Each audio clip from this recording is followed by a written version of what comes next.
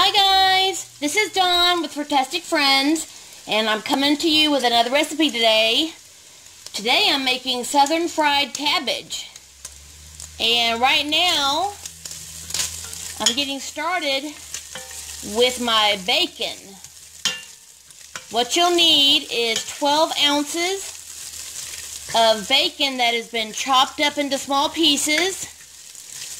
And you're going to cook that until it's extra crispy, which is what I'm doing right now.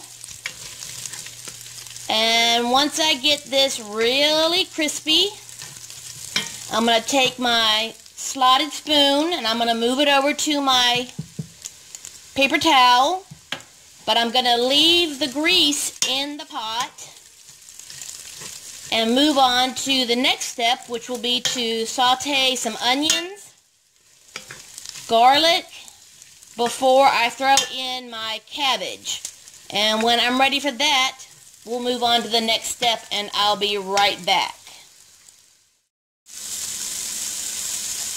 Okay guys, my bacon is all nice and crispy, and I removed it from the pan with my slotted spoon, and I've got it over here on my paper towels.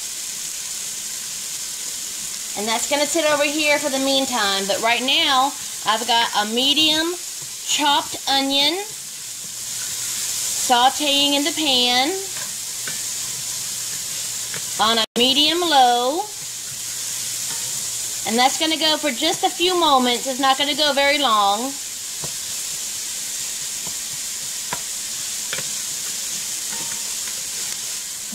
It just needs to get going. It doesn't need to cook all the way because it's going to cook some more when the cabbage goes in.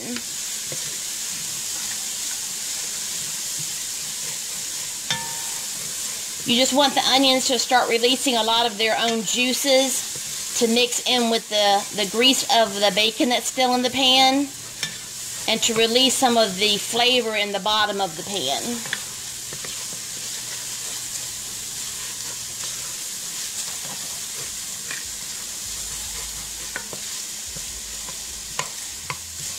Just a little tip, but that's why a lot of times you put finely diced onions in meatloaf, because that helps to keep the meatloaf not only flavorful, but it also helps to keep it moist, because onions have a lot of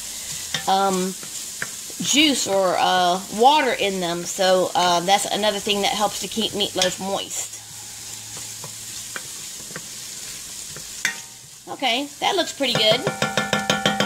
Now I'm going to put in a teaspoon of garlic.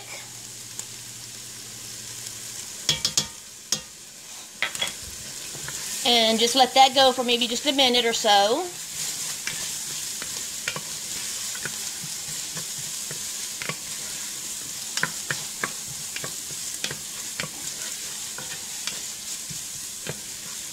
Just long enough to let the essence of the garlic come out.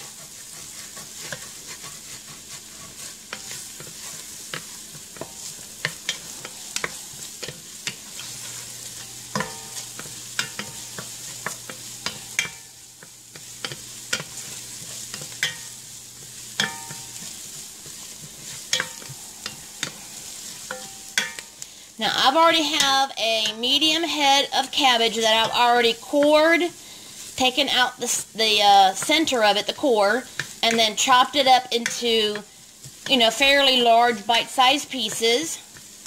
And what I'm going to do is I'm going to then throw that into this mixture, toss it around really good to get it mixed in with the onions and garlic. Oh, excuse me, didn't mean to talk while I'm doing that.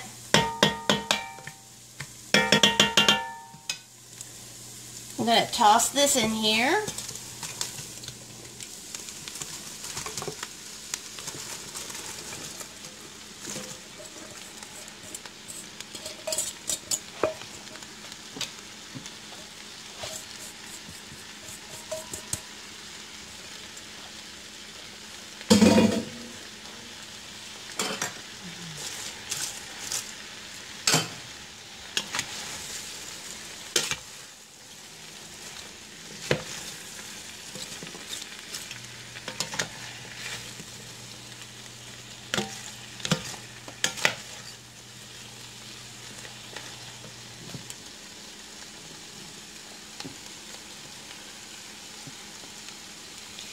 cooking can be a little messy.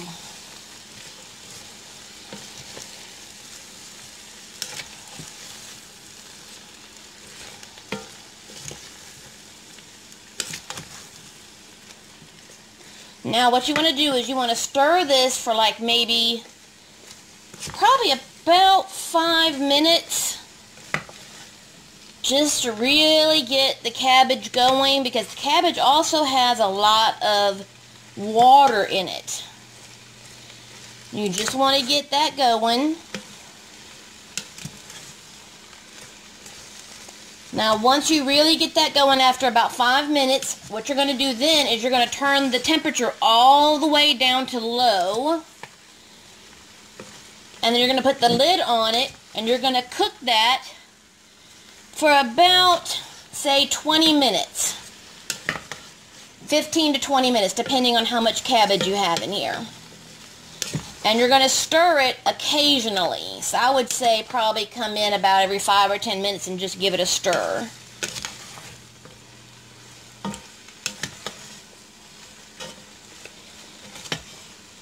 And once I've done all of that,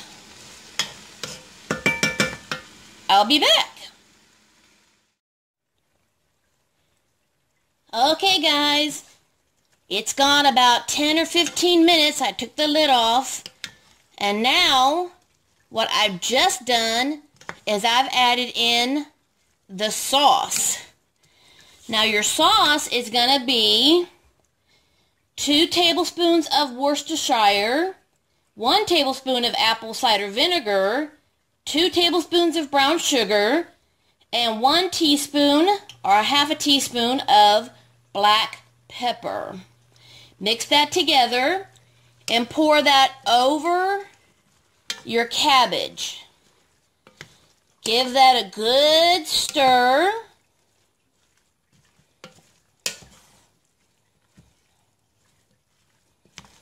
And then I'm probably going to let mine go at least another 5 minutes or so. So I'm going to put the lid on,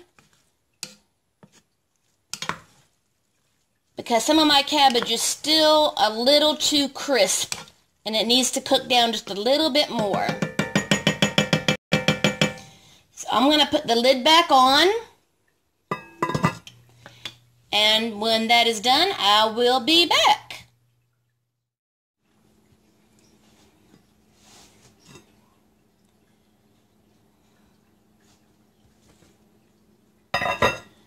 Okay guys, it looks ready.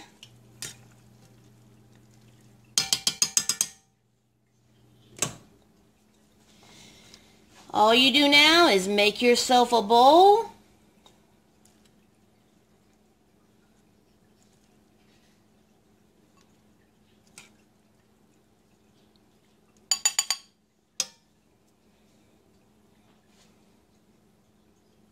And sprinkle you some crispy bacon on top.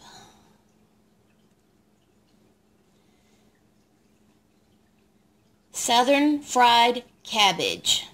I'm about to have me some dinner. If you like my videos, please subscribe and hit that like button. Have a good evening. Hope you had a good weekend. We love you. Hugs and kitty.